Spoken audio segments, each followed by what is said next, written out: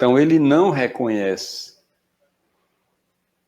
como seus adeptos, senão os que lhe praticam os ensinos, isto é, que trabalham por melhorar-se moralmente, esforçando-se por vencer os maus pendores, por ser menos egoístas e menos orgulhosos, mais brandos, mais humildes, mais caridosos para com o próximo, mais moderados em tudo, porque é essa a característica do verdadeiro espírito. Então, uma doutrina que traz esse trabalho de orientação para o bem, então fica muito longe daqueles detratores que acham que veem na doutrina algo de mal e de uma doutrina que vem apenas trazer o bem para a humanidade. É muita incoerência, né?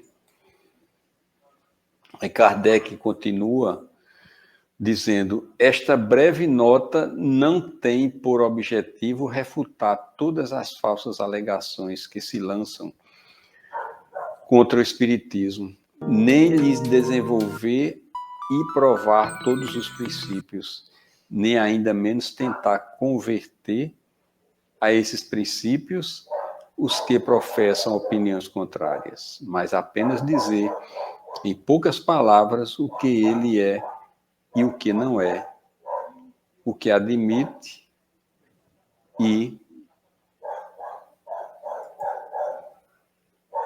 o que não admite, é porque o texto cortou, mas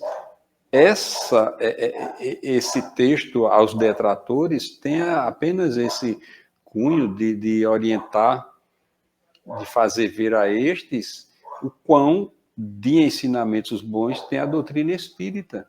Se debrucem no estudo antes de saírem por aí difamando a doutrina, não é verdade? Então, principalmente aqueles que saem, pegam os microfones aí, hoje ainda tem muitos desses que às vezes denominam a doutrina espírita de demônios. O espírita não deve nem se ocupar em responder a estes, porque eles não têm conhecimento de causa da doutrina. Então, estão falando apenas em verbos vazios e que, de certa forma, eles estão fazendo uma divulgação muito interessante, né, da doutrina, porque aguça as pessoas irem aos textos da doutrina espírita. Então, as crenças que propugnam as tendências que manifesta e o fim a que visa se resume nas proposições seguintes. Então, vamos ver. Primeiro, o elemento espiritual e o elemento material são os dois princípios, as duas forças vivas da natureza, as quais se completam uma à outra e reagem incessantemente uma sobre a outra, indispensáveis ambas ao funcionamento do mecanismo do universo. Então, aí o primeiro apontamento que Kardec traz, né, mostrando o elemento espiritual e o material de suma importância, né, dentro do contexto dos ensinos dos espíritos. Então, da ação recíproca desses dois princípios, o material e o espiritual, se origina fenômenos que cada um deles, isoladamente, não tem possibilidade de explicar. A ciência propriamente dita cabe à missão especial de estudar as leis da matéria.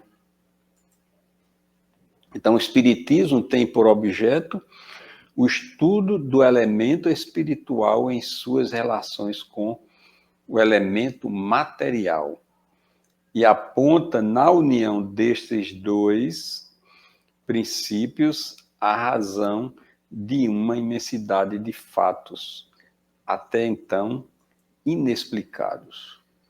O Espiritismo caminha ao lado da ciência, no campo da matéria, admite todas as verdades que a ciência comprova, mas não se detém onde esta última para, prossegue nas suas pesquisas pelo campo da espiritualidade. Então, Kardec dá esse enfoque de segurança dos ensinos da doutrina espírita, já nesse primeiro ponto, o elemento espiritual e o elemento material.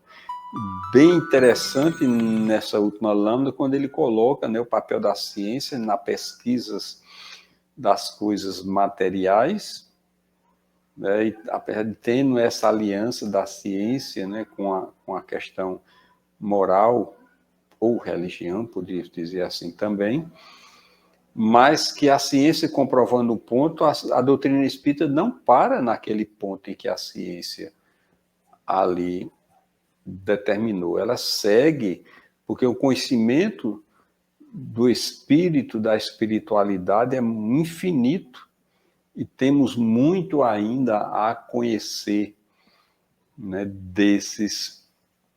dessas relações, no caso aqui, do espírito e matéria.